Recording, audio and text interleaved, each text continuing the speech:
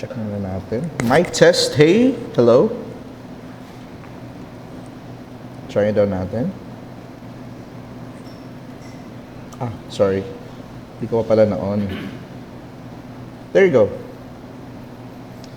So, good morning sa bawat isa. Happy Lord's Day mga kapatid, and especially sa mga visitors natin who joined with us today. Ang topic po na pag-aaralan natin for this morning is about Sabbath, no?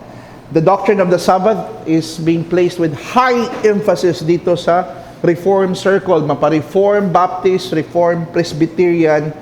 Ang Sabbath holds a very chief significance sa buhay ng mga Reformed Christians. And I believe nagkaroon ako ng series on the Sabbath for I think 3 to 4 lectures already long time ago. And I think it's a good thing na ma-revisit natin itong doktrina ng Sabbath upang ang ating pagsamba sa Diyos ay mas maiayon natin according sa katuruan ng Scripture. So as what you can see, ang title po ng ating lecture, A Biblical Theology of the Sabbath, no? Siguro may ilan sa atin nagtataka, ano bang ibig sabihin ng biblical theology?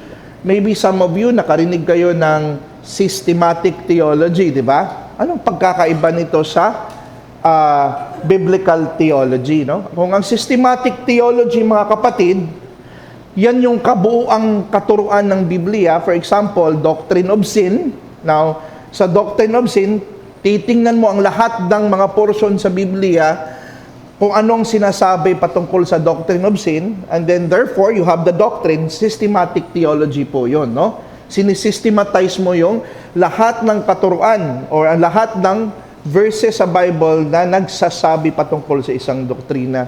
Pero pag sinabi natin biblical theology, ang method po na gagamitin dyan, parang mag-start ka sa Old Testament, unti-unti mo siyang i-unfold, yung padahan-dahan, hanggang magkaroon ka ng full picture sa Sabbath or sa kay Christ. For example, in the Old Testament, no, makita natin na si Cain at si Abel ay they are being clothed by the Father with the animal skin, no? Pero kung unti-unti nating tingnan yung Biblia, makikita natin na pumapatungkol yan sa justification, right?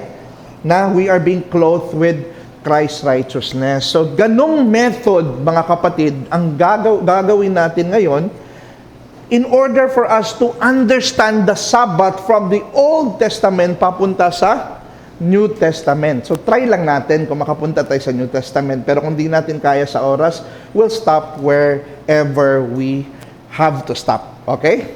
So, first, mahalaga dito itong konsepto ng ordinansa. Siguro a lot of you are familiar ano yung ordinansa, no? Posibleng si Mayor maglagay ng panibagong ordinansa na wala before, and then is gonna create a new ordinance. So to illustrate better, anong ibig sabihin ng ordinansa? So maybe in the picture you already see a king, right? There's a king that you see in the picture, right? Let's say itong hari na ito may-ari sa malaking land territories. Yang nakita nyong land, pati yung tulay dyan, pag-aari niya. Yung tulay na yan yung way papunta sa kanyang palasyo. Now, since nakita ng hari na yung tulay na yan, medyo old na, at posibleng maraming madisgrasya pag maraming tatawid dyan sa tulay na yan, this king decided to create a new bridge na mas sturdy, no? O mas matibay. And from there, nung nilikha niya yung bagong bridge na ito, ang ginawa ng hari, nagtatag siya ng ordinansa. No? Ang ordinansang itinatag niya, yung old na tulay, nilagyan niya ng no entry. In other words, ang mga tao, dapat silang susunod sa ordinansa na binigay ng hari. Right? Kasi pag-aari yon ng hari. He's under authority, or he is in authority, or he is in power.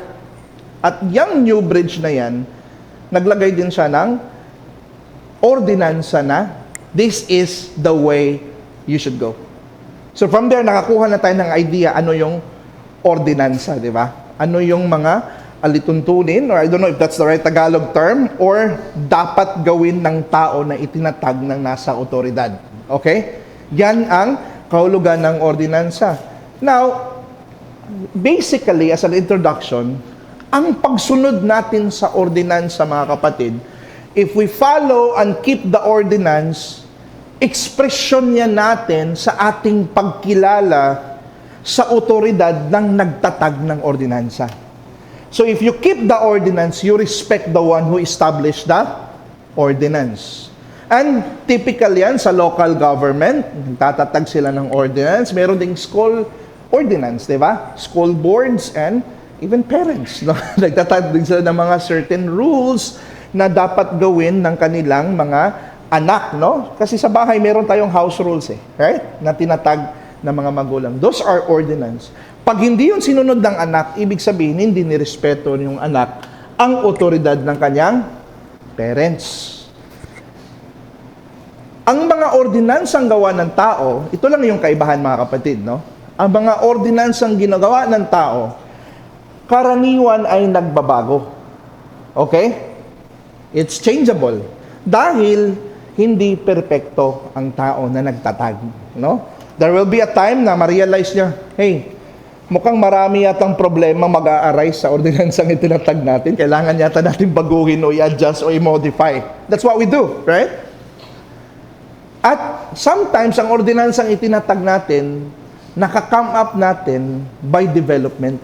Na-develop natin yon over a period or a set of period of time. Okay? Before tayo nakatatag ng ordinansa. Kasi maraming factors. Nagbabago yung circumstansya, sometimes poor yung understanding natin, and sometimes selfish yung motives ng nagtatag. Kaya baguhin, right? Pero ang Diyos, wala siyang ganong imperfections. Pag nagtatag ang Diyos ng isang ordinansa, hindi yun parang tinatanggal niya o binabago niya as if may mali pala sa ordinansa, no? Babaguhin ko yung ordinansang ito, no? Ang Diyos, ang punto dito ay nagtatag na mga panghabang buhay na ordinansa, pero itong mga ordinansang kanyang itinatag, mga kapatid, itinatag niya ito hindi para saktan ang tao. Kagaya ng hari kanina, di ba, sa illustration, hindi siya nagtatag ng bridge para pahirapan yung tao. Rather, upang ingatan sila at akayin tungo sa kanilang lubos na ikabubuti. So yung ordinance na in-establish ni Lord, mga kapatid, that is for our own good and for our own welfare. Okay? So first, ito yung premise number 1, no? Ano bang itinakda ng Panginoon sa creation, yung sa simula ng paglalang, di ba? Para sa lahat ng tao, ay hindi inalis, kundi nagpapatuloy na umiiral at mananatiling angkop sa new creation hanggang sa lubos na kaganapan nito o sa consummation. So what I'm saying here, ito yung premisa ko dito, mga kapatid, ha? Kahit ano ordinansa na itinatag ni Lord sa pasimula ng paglalang or creation, pag dito nga nagsimula yung ordinansa niya, mananatiling iiral yan hanggang sa huli. Okay? And let's observe some of this later on, no? So ganito yun, mga kapatid, no? Sa creation, may mga tinatag siya na ordinansa. Procreation, right? Pro-life. Kaya tayo anti-abortion. Even until now. Kasi we would always say, no. Si Lord, kasama sa ordinansa ni Lord, ang procreation. Hindi siya against sa, abortion, let alone. Hindi lang ito dahil nasa moral law, kundi ordinansa ni Lord ang pro-life. Okay? Another thing is labor, no? Kaya sa New Testament, ang hindi nagle-labor na asawa, yung ayaw mag-provide para sa kanyang pamilya, will be treated as an infidel or unbeliever. Right? Kasi kasama sa ordinansa na tayo'y magtatrabaho, no? Another thing is marriage, no? Kasal, no? Even until now, nasa New Covenant na tayo, ang kasal umiiral pa din. Right? And we believe that male and female, kasi yun yung pinescribe ng Panginoon sa marriage. Kaya, we are against homosexual na magpakasal, na puro lalaki to lalaki.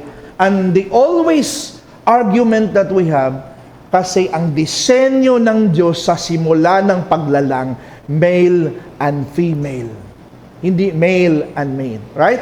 So we always appeal sa creation, no? Sa mga ordinansang itinatag sa creation, kasi naniniwala tayo na kung ano man ang itinatag niya sa pasimula, yan yung dinisenyo niya na struktura ng pamumuhay na gaganapin ng sangkatauhan hanggang sa kahuli-hulihan. Kumbaga, design yan ng Panginoon. So, pansin nyo, ang procreation patuloy sa Old Covenant. In fact, nasa Noahic Covenant, go to the world and multiply, right? Labor, nandun din. Marriage, nandun. Pati sa New Covenant. So, transcovenantal itong mga ordinansa, no? Hindi to limitado sa isang covenant lang, mga kapatid. Hindi to sa Noahic Covenant lang natin makikita. But, it goes transcovenantally. Even beyond covenants, no? Nagpapatuloy itong umiiral. Now, isang mga example natin dyan, no, na mga text, kita nyo mga text patunay na umiiral pa din yung procreation, yung marriage, yung labor. May text sa Bible na until now, umiiral pa din siya at hindi siya na-abolish. Premise number 2, mga kapatid. Ang lingguhang Sabat ay itinatag sa creation o sa pasimula ng paglalang. So, ganito. Now, ngayon, kung lahat ng ordinansa na itinatag ng Diyos sa creation ay umiiral siya until sa consummation, now, kung mapatunayan natin na ang Sabat itinatag sa creation, therefore, itong Sabat ay patuloy na iiral hanggang sa katapusan. Okay? So, what we need now, meron ba tayong biblical basis na to prove this premise na ang Diyos nagtatag ng Sabat sa creation? So, titingnan na natin ngayon yung Biblia, no? Sa Genesis chapter 2, verses 1 through 3, no? Anong sabi, no? 6 days, gumawa, naglikha ang Diyos, right? 6 days, no? Sa ng ikapitong araw, ay natapos ng Diyos ang gawain na kanyang ginawa. We can say na yung 6 days, God is working for the welfare, for the well-being of man's physical aspect. Physical well-being ng tao ang piniprepare ng Diyos dito. Mga halaman, pagkain, mga hayop na kanyang posible niyang kakainin someday, no? Pinrepare ni Lord yung 6 days, the physical well-being of man. Now, sa ikapito, makikita natin yung spiritual well-being ng tao. Sabi dito, at nagpahinga siya ng ikapitong araw mula sa lahat ng gawaing kanyang ginawa. At anong ginawa niya doon sa 7th day, sa Saturday, sa Sabat? Binasbasan ng Diyos ang ikapitong araw at kanyang ginawang banal, sapagkat sa araw na iyon ay nagpahinga ang Diyos sa lahat ng gawain na kanyang ginawa. So within 7 days, mga kapatid, dinisenyo ng Diyos na may 1 out of 7 na kung saan yan ay babasbasan niya ng kanyang pagpapala. Okay? So may 1 out of 7, in this case, yung 7th day ito, mga kapatid.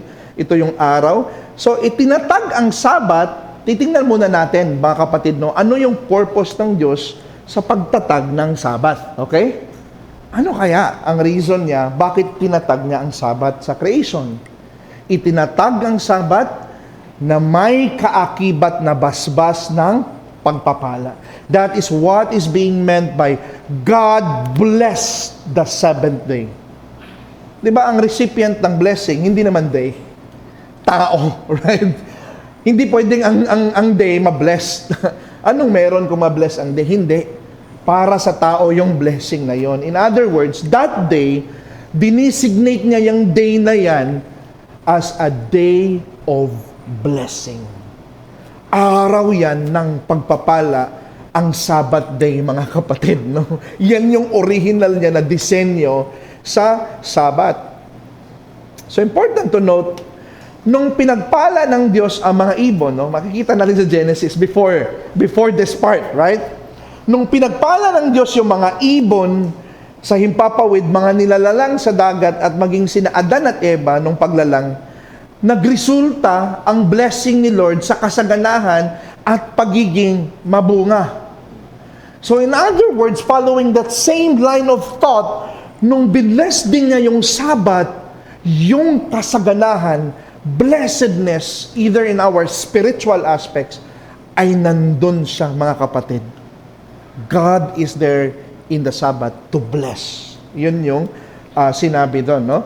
So, sa Genesis 1:22, di ba malinaw? God blessed them, saying, "Be fruitful and multiply, and fill the waters in the seas, and let birds multiply on the earth."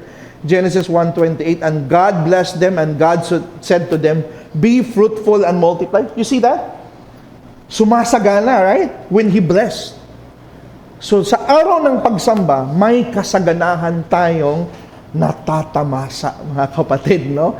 Pero sasabihin na, Brother Jess, di ba Sunday na tayo ngayon, di Saturday. Later na natin pagdiskussan, no? Pagdating natin sa New Covenant, bakit nabago yung araw? Pero yung rest, nagpapatuloy, okay? Tarating tayo doon, mga kapatid. So, let's continue. Ang punto dito, dahil ang Sabat ay isang pinagpala na araw, ipinahihiwatig nito na itinatag ng Diyos ang araw na yon upang ipadaloy ang kanyang mga pagpapala sa tao para sa espiritual na kabutihan. So ang pag-attend pala natin sa Sabat, itong day pala ng Sabat, mga kapatid, means pala ito para yung kanyang biyaya ipadaloy dito at matatamasa ng kanyang ma-experience, no? Ma-enjoy, ma-receive ng kanyang bayan. Gets natin? So out of 7, meron talagang day si Lord, na day na mag-bless siya. Does that mean, Brother Jess, na yung ibang araw hindi nagbe-bless si Lord? Nagbe-bless siya ng ibang araw. Kahit anong araw nagbe-bless siya. Pero in a special way, may isang araw talaga na ibinibless niya richly ang tao. At yun po yung araw ng Sabbath, no? So sana mabago ang perspective natin sa Sabbath, mga kapatid, no? Day of blessing ito. To be not there in the Sabbath is to refuse that blessing that God will provide on the Lord's day, sa araw niya. Okay? Now let's look forward. In Mark 2:27-28, malinaw na, Brother Jess, baka hindi yung tinatag niya yung Sabbath, baka walang relation sa tao yun, baka sa kanya lang yun. Pero malinaw sa Mark 2:27, mga kapatid, no? The Sabbath was made for man. So nung itinatag niya yung Sabbath, hindi absent ang tao doon, mga kapatid. It's not for himself alone. Yeah, it's his day, but that day that belongs to him was made for man. That is for man's benefit. That's for your good and for your betterment. Yan po yung end ni Lord kung bakit niya itinatag itong Sabbath, no? Ang practical dito, ang pakikibahagi sa Sabbath ay ating tugon. Pag pumunta ka sa Sabbath, if you observe the Sabbath, tugon mo yan sa paanyaya ng Diyos na dumalo sa Sabbath upang tanggapin ang kanyang mga pagpapala na sapat upang magpalakas sa ating spiritual na pangangailangan. But come to think of it, in-establish ang Sabbath, brothers and sisters, before the fall. Hindi pa pumasok dito yung kasalanan, right? Pero in-establish na niya ang Sabbath to sustain and bless man. In other words, ngayon na nasa context na tayo ng fall, if Adam needed the Sabbath in his perfect state, how much more tayo ngayon that are living in a world full of temptations, full of sinful people, full of sins, no? Marami tayong kasalanan. Mas all the more na nangangailangan tayo sa konteksto natin ngayon ng Sabbath. Pero Brother Jess, bakit ang boring na mga preachers sa TBC? Bakit boring yung ibang kanta? It might be, no, na hindi siya parang entertainment sa iyo itong mga preaching dito, parang monotonous, nakakaantok minsan. Pero brothers, nangako ang Diyos that He will be there sa panahon na yan. At gagamitin niya even yung monotonous na preaching para i-bless ka pa din in a way as long as you believe it, mga kapatid, no? So, mahalaga itong araw na ito. Day ito ng kanyang blessing. Pupunta tayo lahat sa araw ng Sabat, no? Papahalagahan natin. So, ang pakikibahagi sa Sabat ay ang pagkikilala na ang ating tunay na pagpapala ay matatagpuan lamang natin sa Diyos. On the day of the Sabbath, when we arrive, when we come to the Lord's Day, we are saying our true blessedness is not found anywhere else. It's found in you, Lord. That's why I'm here. I'm saying no to the offers of the world. I'm saying yes to your blessing. No? So, hindi to prosperity gospel, mga kapatid. No? Day of blessing talaga yung Sabbath. No? So, next, itinatag ang Sabbath bilang isang banal. Banal daw, no? O sagradong araw ng pagsamba. Ibig sabihin po, mga kapatid, itong Sabbath, hindi ito common day, no? Holy day daw itong Sabbath, no? In Genesis chapter 2, verses 2 to 3, anong sinabi dito? Binasbasan ng Diyos, not only day of blessing itong Sabbath, binasbasan niya ang ikapitong araw, at anong ginawa niya dito? Ginawa niya itong banal. Or this will be a set-apart day, different from all the common days. Kaya ang ethics dito na nagko-compel sa atin, if the Sabbath is a holy day, don't make your activities on that day as if common yung araw na yan. Holy yung araw na yan, mga kapatid, no? And I cannot blame na may ibang Sabbatarian. Parang papunta na po ako doon sa Sabbatarian, no? Na we are not allowed, kaya i-disallow ng mga reform na yung mga recreation, yung panonood ng sine, even pag-go-grocery, hindi nila ginagawa sa Sabbath. They only do that in the common day, but not on the holy day. This is His day, no?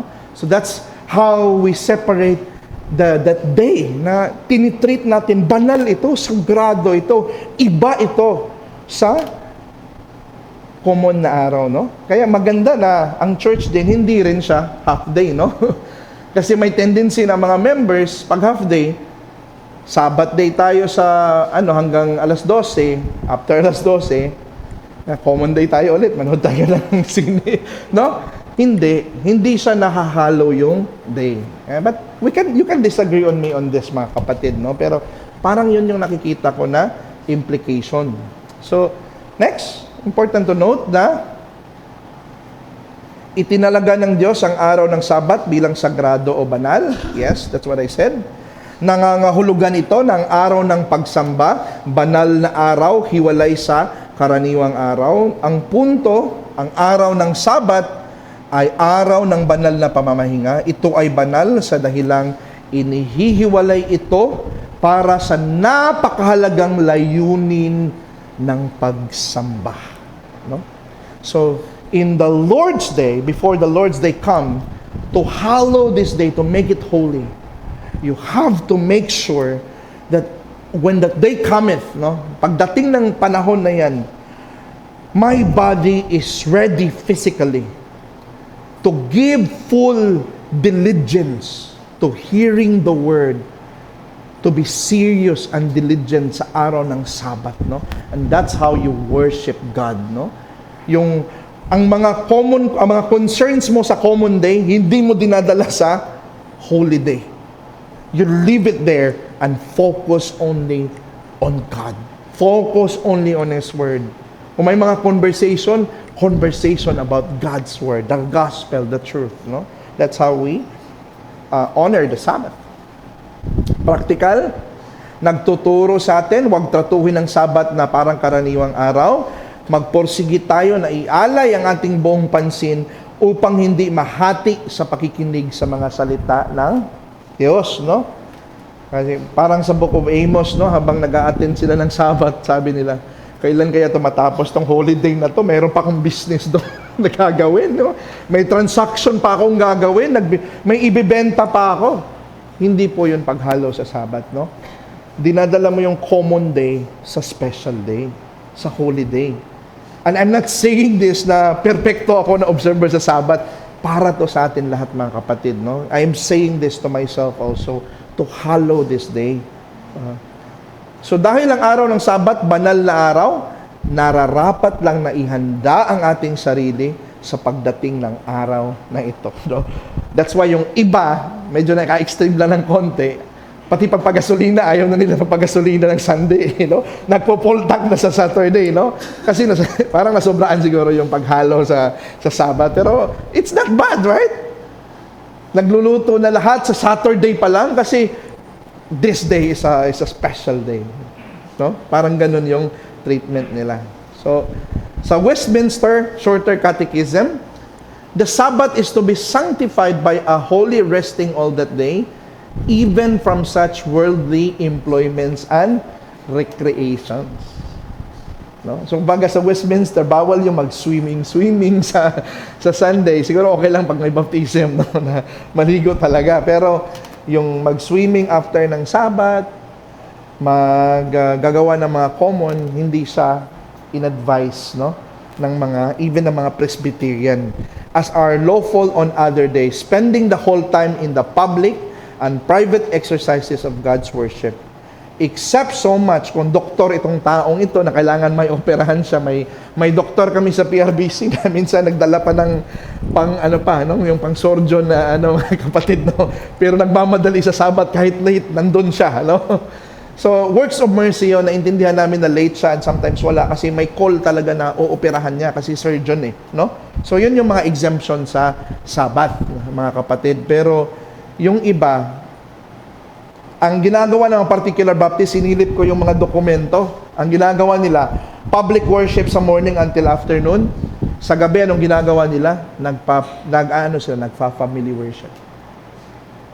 They spend the whole day, not a common day, no? And I believe mag-grow pa tayo dito, no? Hindi ko sinasabi na reach na natin to. We're growing na maging ganito sana tayo because it would have been better, right?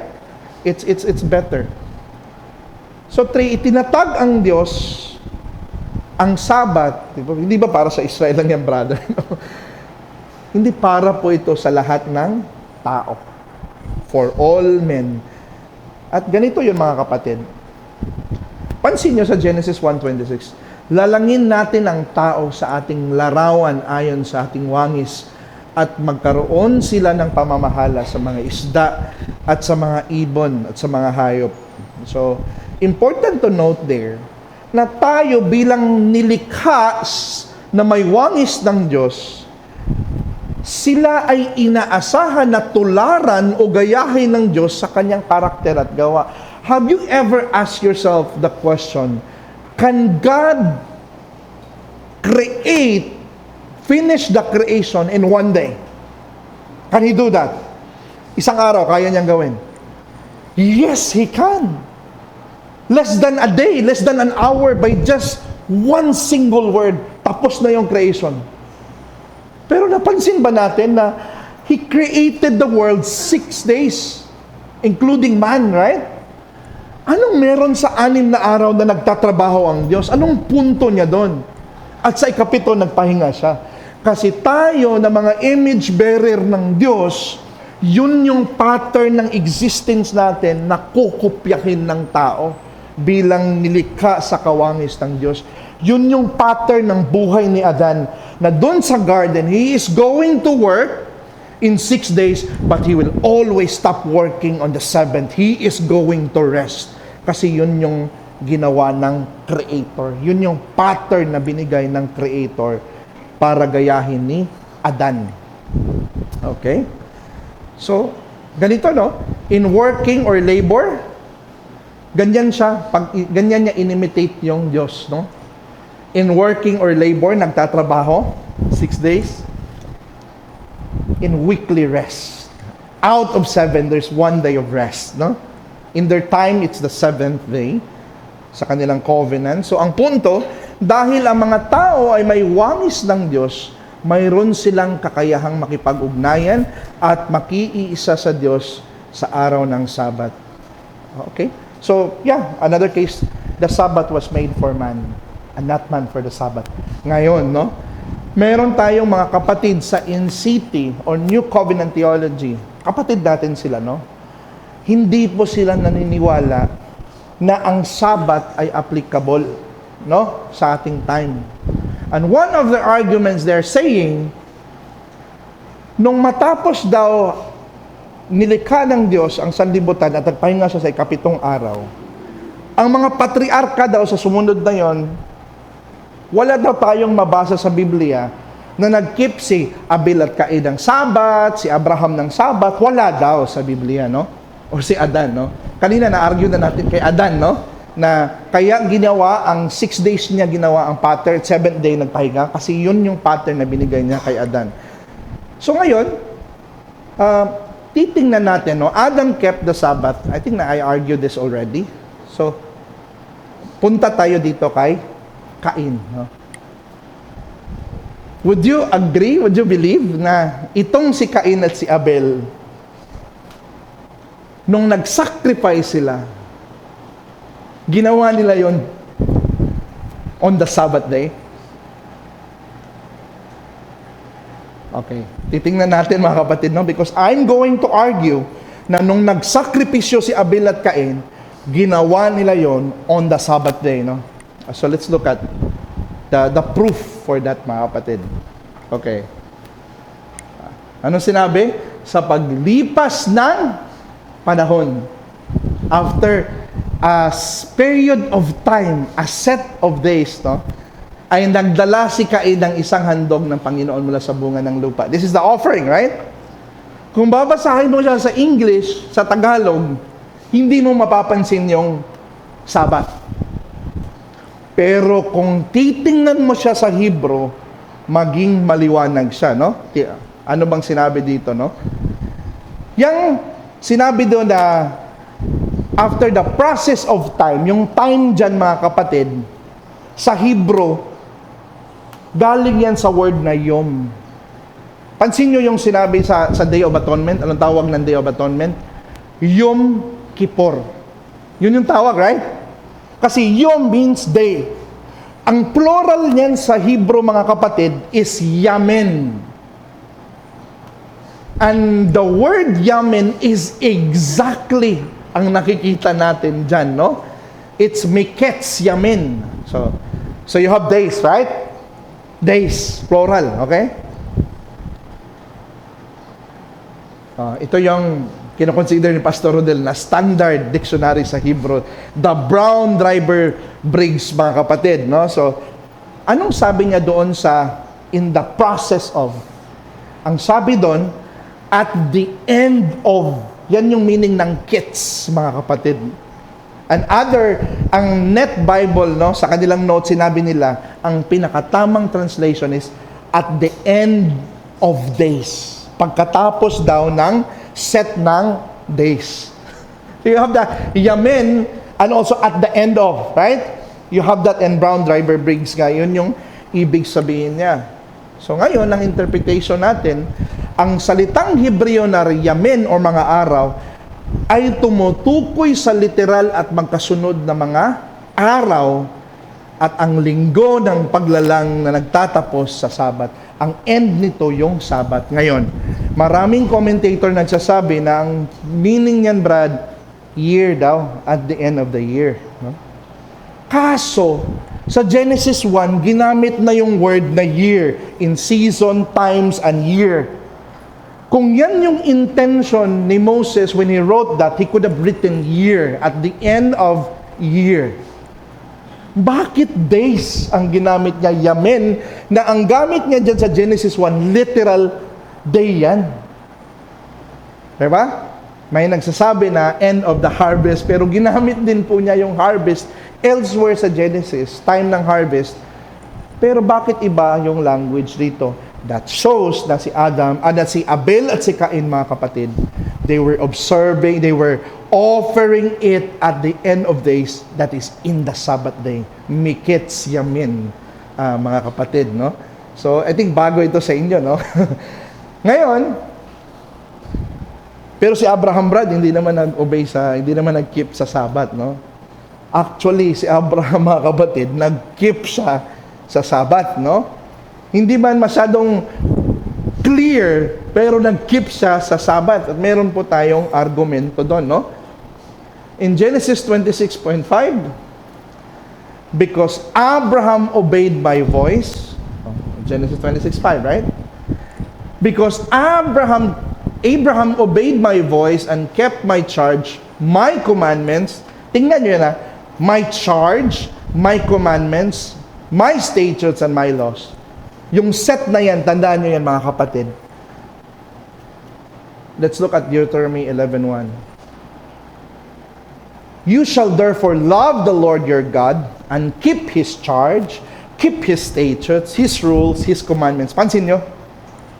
And guess what? The author of Deuteronomy at ang author ng Genesis po, iisa lang, si Moses. And he's using the same words, similar words ng ginamit niya sa Book of Genesis, right? And every time ginagamit niya ito, mga kapatid, kasama po dito ang pag-keep ng Sabbath. Sa commandments, sa rules, nandun po yung Sabbath. So when Moses used those same words in Genesis, he is implying that Abraham has also kept the Sabbath, although hindi super explicit. But you get my point, right? Na-get nyo yung point ko? So yun po yung isa sa mga patunay. And guess what? Ito. Kasi ina-argue ng mga kapatid natin na, Brother Jess, ang Sabbath, sa Sinai lang yan nangyari. Sa covenant lang yan sa Sinai nangyari. Before Sinai, wala pa. Kanina napatunayan natin si Adan, si Cain, si Abraham, nag-keep ng Sabbath. Ngayon, mga kapatid, mga Israelita, before pa sila nakatungtong sa Mount Sinai, before pa sila nakapunta sa Sinai at mag-formally establish ng covenant sa Diyos, imagine, kinip nila yung Sabbath as if common na common ito sa kanila. It's in the book of Exodus 16:22 verses 23. Mukhang hindi yata matapos ito. It's 80 plus slides yata ito, mga kapatid, no? So baka sa next ko na lang yung iba. Kasi dadalhin ko kayo papunta doon sa New Covenant, no? Sa pag-observe ng Sabbath. So ito pre-Sinai pa ito, no? So anong sabi? Nung ika-anim na araw, pumulot sila ng pagkain na doble ang dami. 2 omer sa bawat isa. At lahat ng pinuno ng kapulungan ay naparoon at sinabi kay Moises, kanyang sinabi sa kanila, ito ang iniutos ng Panginoon. Bukas ay taimtim na pagpapahinga, banal na Sabat ng Panginoon. Ang question ngayon, ang Mosaic Covenant nangyari Exodus 20:19-20. Ang kumanang keep the Sabbath holy, Exodus 20 po yun. Pero bakit hindi pa tayo dumating doon, inobserve na ng mga Israelita, Exodus 16 pa lang. So saan nanggaling itong practice na ito na parang hindi nila tinatanong, ano ba yung Sabbath? Parang alam na nila ang Sabbath, mga kapatid. And that implies na ang Sabbath, ordinansa siya na umiiral at nananatili siyang binding forever until sa time natin ngayon. Sayang, we have lack of time lang tayo, no, para maabot, pero patuloy muna tayo, okay? Hanggang sa maano ang time. Okay, Sabat at Sinai na ito, mahaba-haba na ito, mga kapatid, no? So, sige, try ko lang. I think maano pa sa time, no?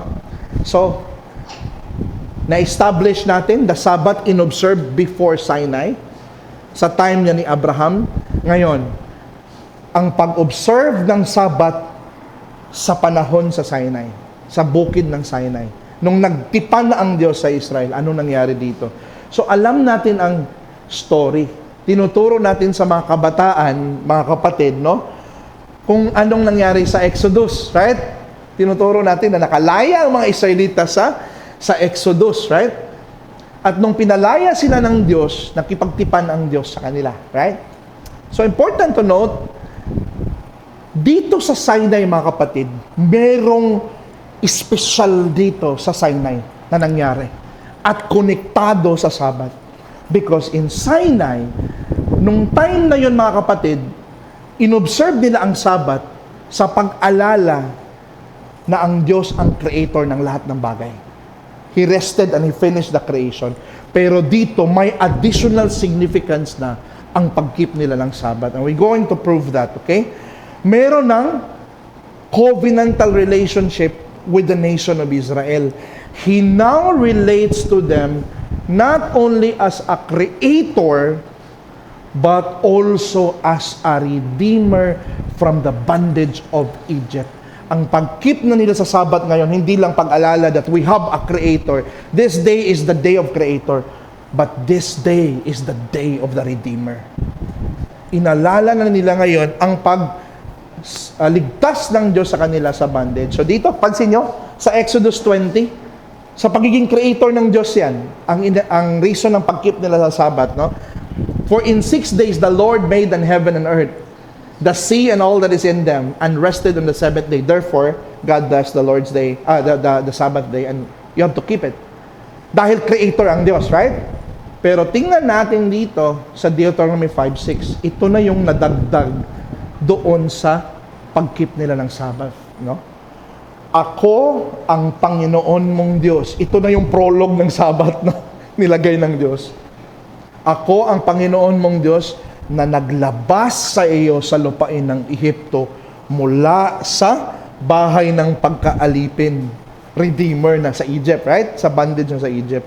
Ang point dito, God in Sinai is dealing with the Israelites not only as creator, but also as a redeemer. Let's say, for example, professor ko si Pastor Rodel sa UP Los Baños. Let's say, professor ko siya.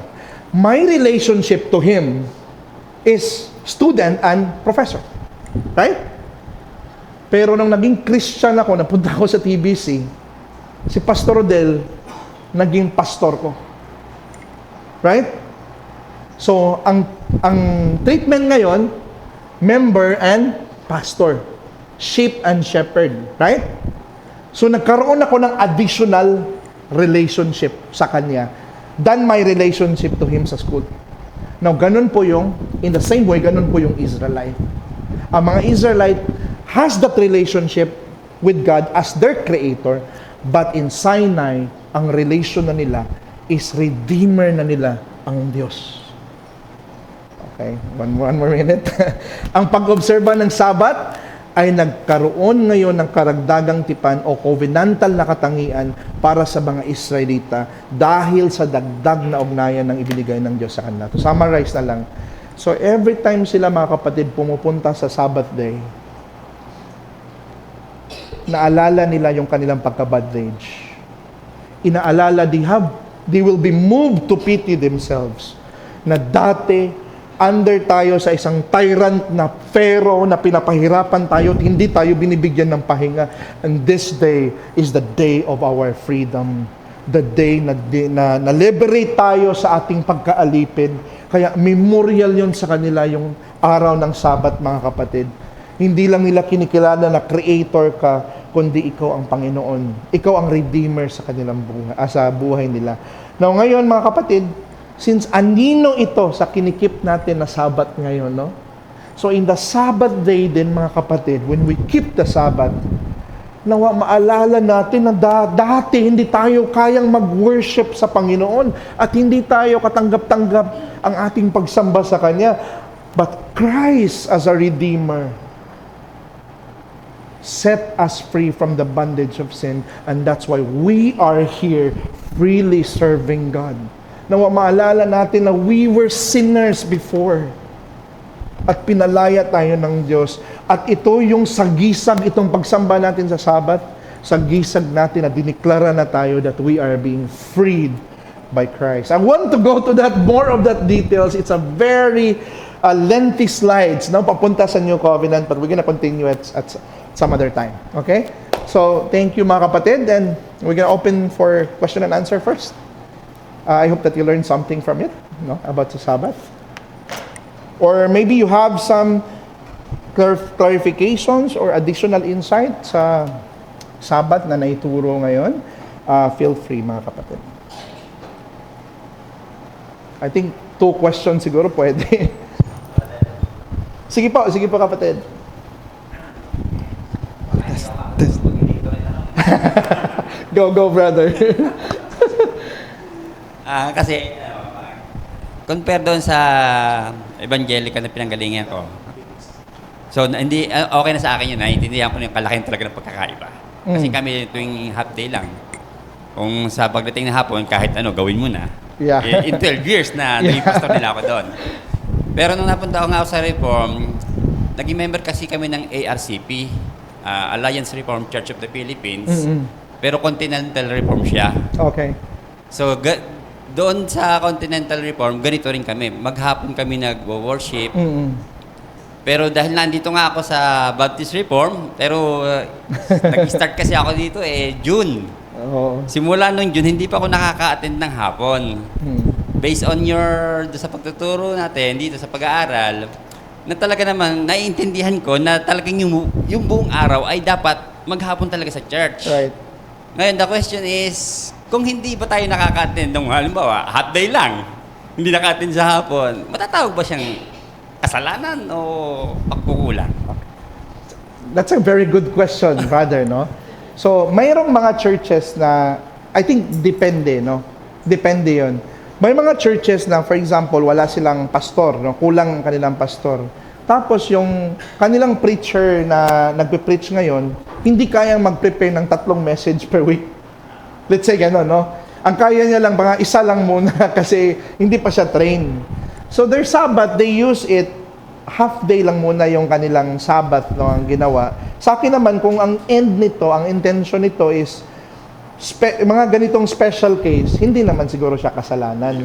Pero kung intentionally na hinaf lang talaga ang Sabbath para gamitin sa ang other day to be common, siguro I would put it between good and best and better. Yung siguro yan, we can say na good pa din kasi nag-keep sila ng Sabbath, no? Pero mas better and best talaga yung whole day tayo nag-keep. At mas best pa talaga kung pag-uwi natin sa bahay, nag-family worship pa tayo. Ginispend pa natin yon sa about kay Lord, no? At hindi sa mga common na mga nagawain. So, ganun ang sagot ko doon, kapatid. Pero depende sa intention sa pag-ano hindi ko ma-judge yung iba na na nag-half day. Kuya Nor.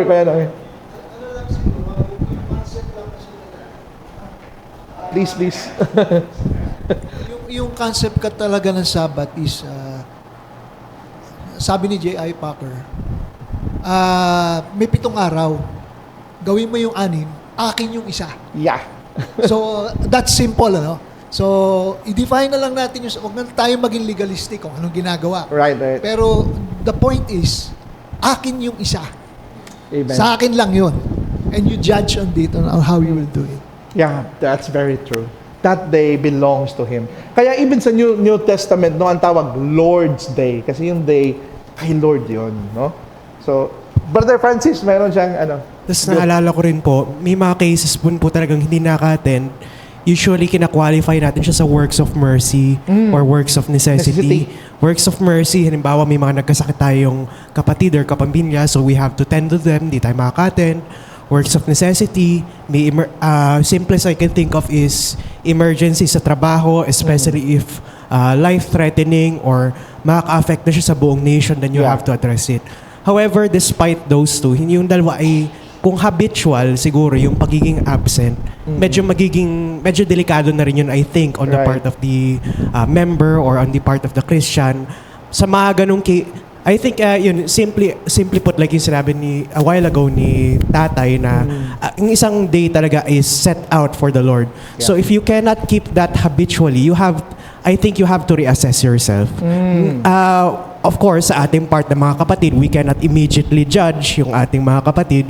Pero pagkita natin sa sarili natin na hindi natin faithfully siya na-follow, maybe a lifestyle change is necessity. Thank you very much, brother. That's very true, no? So meron, kagaya ng sinabi ko, yung doctor din sa no, parang works of necessity and mercy, no? Allowed yon sa time ng Sabbath. For example, life-threatening na yung nangyari, no? Sabi ni Brother Francis, exemption yon. Pero may isang nagtanong din sa akin one time, no, na paano kung, let's say, piloto ka, ganun, na ikaw nagtatransport ng mga emergency, ganun, no? Let's say, habang buhay ka na wala ka talaga sa na wala ka talagang Sunday. And I think my answer to that question, no, hindi i-judge naman yung taong yon. I think it's about time na i-reassess mo yung priorities mo. We're not saying nagkakasala ka doon sa pag hindi mo pag-attend ng Sabbath, pero kung ikaw ay tunay talaga na Christian, no, darating talaga sa point sa buhay mo na you choose what's your priority. Whether you're gonna keep it or i-keep mo yung Sabbath day, no?